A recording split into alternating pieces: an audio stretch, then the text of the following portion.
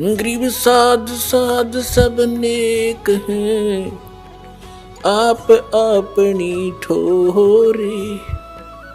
जो सतलोक ले जाएंगे वो साधु कोई और।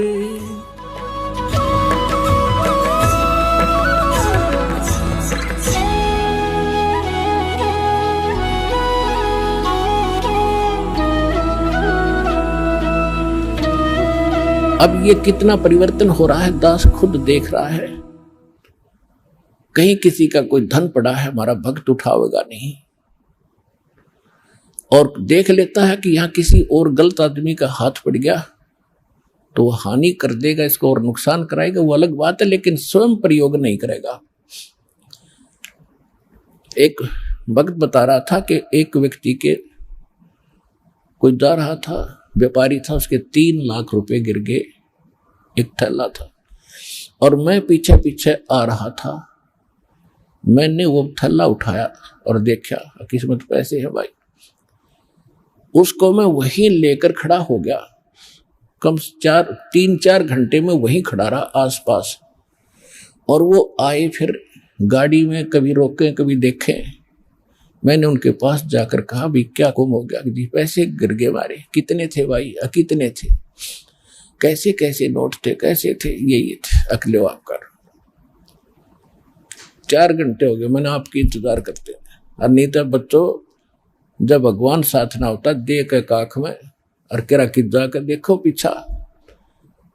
तो दास चाहता कि ऐसा जमाना आवे और ये पता चले कि भगत ऐसे होते हैं, और फिर भगवान कितना प्रसन्न होगा आपसे।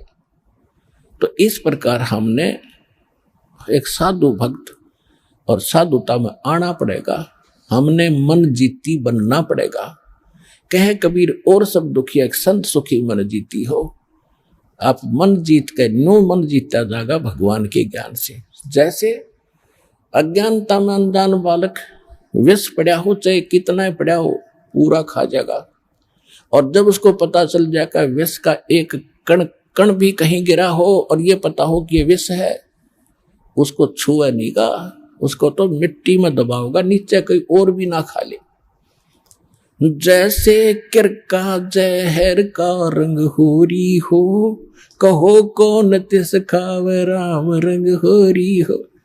अब क्या बताना चाहते हो कि तुम होरी माने खुशी मना रहे हो और करो खाओ जहर सारा दिन, दूसरों की बुरी सोचो, बुरी नीत रखो, रिश्वत लेते हो, फलान मिलावट करते हो, और तुम होरी मनाने की भी इंतजार कर रहे हो, खुशी की आशा करते हो। ये ऐसे आपके घर में होरी यानी खुशी नहीं हो सकती।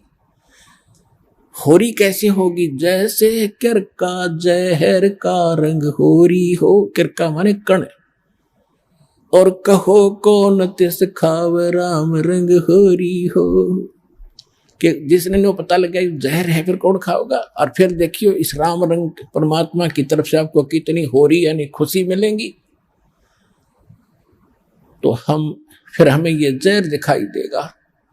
और 100% वैसे हम किसी का दूसरा के में लेते हैं, जैसे हम दहेज लेते हैं। अब गरीब आदमी अपनी बेटी को पराई करने के लिए और सामने वाले उस भेड़िए का मुंह बंद करने के लिए चाहे कुछ भी करना पड़े, बेटी पराई करनी है, ऐसी समस्या उसके सामने होती है।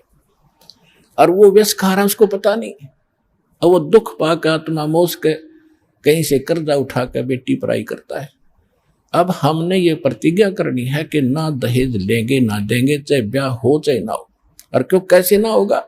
वाह भैया, भगवान ने संस्कार जोड़ रखे, उसने मिटा कौन देगा? वो तो जबरदस्ती होगा, ना चाहते हुए भी होगा। ये तो हम बकवाद करते हैं, सिर्फ पैसे वालों ने शुरू की थी, मायाधारी मस्करों ने। और मीडियम स्तर के गरीब व्यक्ति तो बेमतलब उस परंपरा में पीछे जाते हैं। तो हमने ये नहीं करना है, क्योंकि ये फिर हमने देना पड़ेगा अगले जन्म में। तो हम ये संस्कार घटाएंगे बढ़ाएंगे नहीं। यदि भक्ति करनी है, नहीं तो वे करो जो तुमने कर रहे हो, थारी मौज है। फिर भक्ति और मोक्ष की इंतजार मत करियो, लेकिन मर्यादा भंग करके चलोगे तो मर्यादा में रहो। आप भी सुखी, आपके बच्चे भी सुखी, आपकी बेटी भी सुखी रहेगी, क्योंकि आप उसको भगवान से जोड़ दो। जब भगवान साथ होगा तो उसकी कमी किस चीज की रह जाएगी? जब नितर भक्ति सच्चे मन तक करेगी, वह लगन से रहेगी, मर्यादा में रहेगी, अगले कुल को भी सुधार देगी हमारी बेटी जा करके। उनको विवश होना पड़ेगा उसकी साधना को और उसकी नेचर को देख करके। तो इसी प्रकार ये प्रचार होगा।